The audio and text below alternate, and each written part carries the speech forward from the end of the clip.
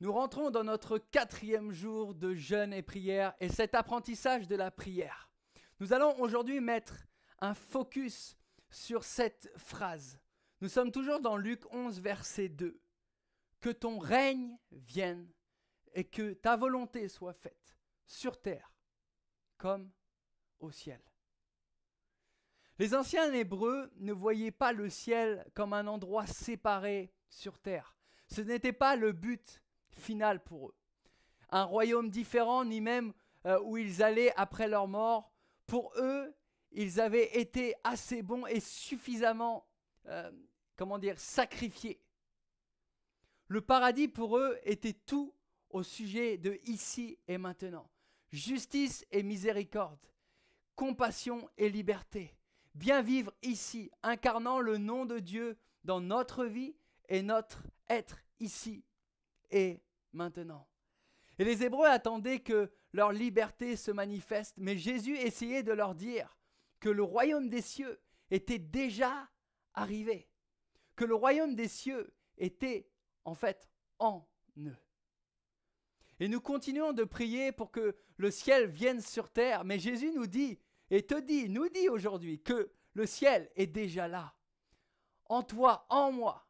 Le royaume est ici, tu es là, le divin est en toi, enroulé autour de ton sang, de tes os, de ton souffle, de ton cœur, de ton esprit. Et pourtant, au même moment, le royaume, et je le crois vraiment, le royaume arrive également.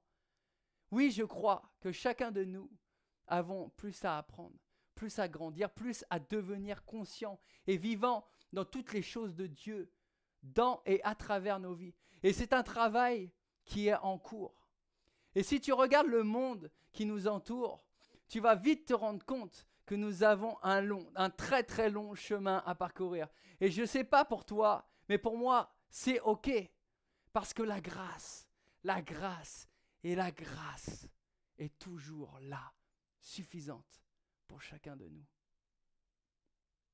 Pour voir la réalité du royaume de Dieu, tu dois abandonner la plupart de ce que tu connais ou ce que tu crois connaître des autres royaumes.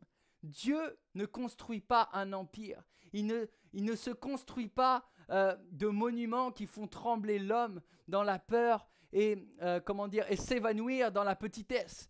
Il ne construit pas une armée pour la gaspiller avec la violence, la conquête et la collecte des impôts. Il n'installe pas une ville dans des maisons, avec des maisons, des lieux de travail avec des gens emportés, comme les Romains l'ont fait avec les pays et les terres qu'ils ont conquis.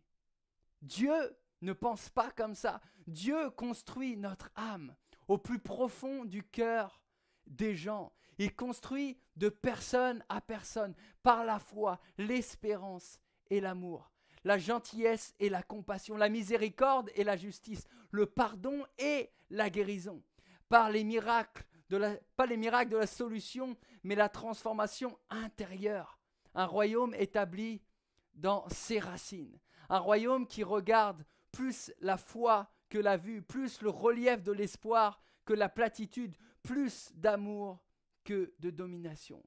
Mais plutôt que de révéler quelque chose d'entièrement nouveau, séparé ou étranger, le royaume de Dieu, c'est comme un retour à la maison. Que j'aime ça, un retour à la maison. Le royaume ne t'éloigne pas de toi-même. En fait, c'est le contraire. Il t'amène à ton vrai toi. Il t'appelle à tes origines, ce que tu es vraiment. Et tout ce que le monde l'est aussi, ça te guérit. Le royaume de Dieu n'est pas un lieu, mais je dirais plus une condition.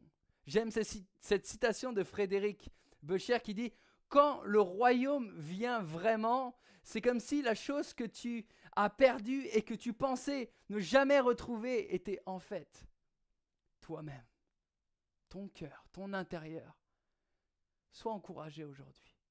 Le règne et la volonté de Jésus sont bons pour nos vies, bien plus que nous pouvons prétendre comprendre sur cette terre. Merci pour tes prières, merci pour ton amour. Ensemble, continuons de prier et d'intercéder. Sois béni encore aujourd'hui avec abondance.